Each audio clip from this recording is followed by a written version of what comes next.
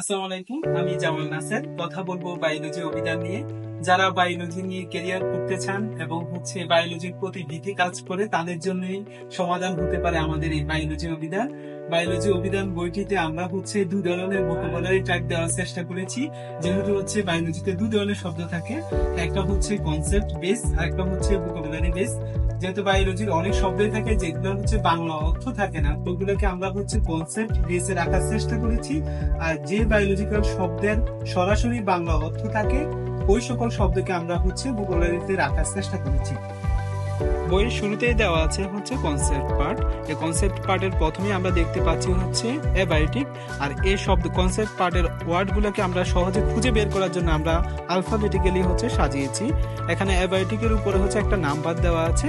এই নাম্বারে আমরা যদি যাই, যেমন 61 পেজ, এই পেজ নাম্বারে গেলে কিন্তু আমরা এই শব্দটার ব্যাখ্যা পেয়ে এখানে যে আপনারা দেখতে পাচ্ছেন কনসেপ্ট পার্ট, এখানে বিষয় ভিত্তিক ভাবে মূল্যায়ন করা হয়েছে। পুরোটাই করা হয়েছে সাইকোলজিক্যাল টেস্টের মাধ্যমে। সেকশন এতে আপনারা পেয়ে যাবেন ভোকাবুলারি পার্ট। যে সকল বায়োলজিক্যাল শব্দের সরাসরি বাংলা অর্থ থাকে ওই সকল শব্দকে আমরা সেকশন এতে রাখার চেষ্টা করেছি। বইটি স্কুল, কলেজ এবং কলেজের বাংলা মিডিয়াম, ইংলিশ মিডিয়াম এবং জাতীয় বিশ্ববিদ্যালয়ে জুলজি, বোটানি এবং পাবলিক বিশ্ববিদ্যালয়ে বায়োলজি ফ্যাকাল্টির বিভিন্ন ডিপার্টমেন্টের জন্য গুরুত্বপূর্ণ ভূমিকা পালন করবে আমাদের এই বায়োলজি অভিধান বইটি।